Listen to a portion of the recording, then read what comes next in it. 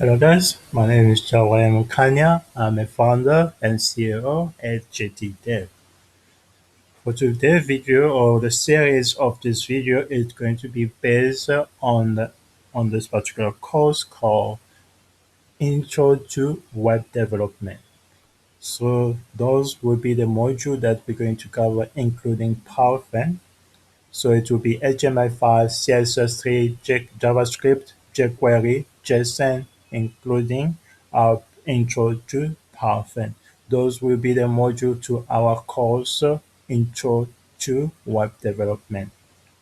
Well, but for this video, we're going to start with HTML5 all the way to the rest of the videos of the modules. But for Intro to Python, we already have a course or a videos on Intro to Python. You just have to go to Intro to Python to proceed with this course.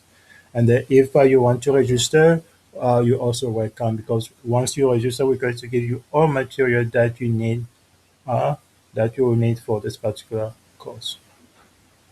And then if you don't register, that is not a problem. That you're going just to get a partial knowledge of what we're going to provide on YouTube. And then let's start with HTML5. So what is HTML5? So HTML5, I'm going to start with what does it stand for. It stands for Upper Text Markup Language. And then all you need to know about HTML5, HTML5 is just a skeleton of your web page, nothing else. Okay, don't let other to confuse you that HTML5 is this and that.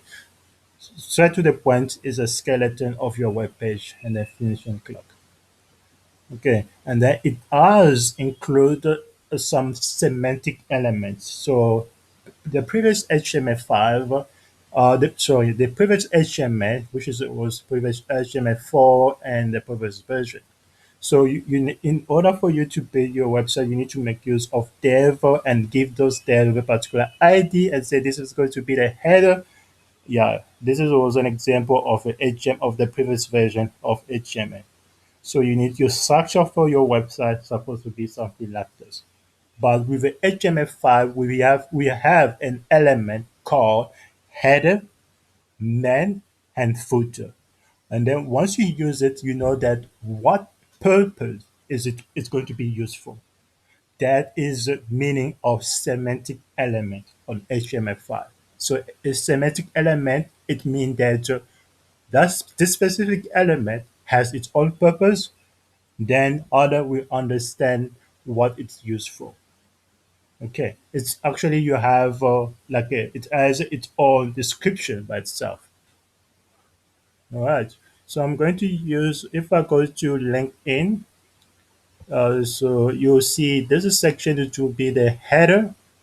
So header always going to have a logo on it, a company logo, and then some links on it, and then the user account. So this will be the user account.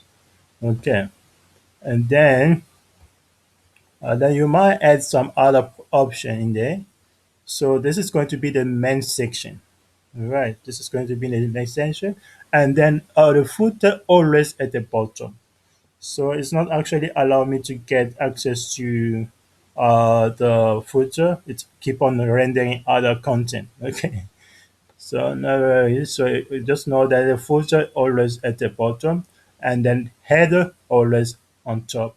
And then this particular section will be your um, main section. All right.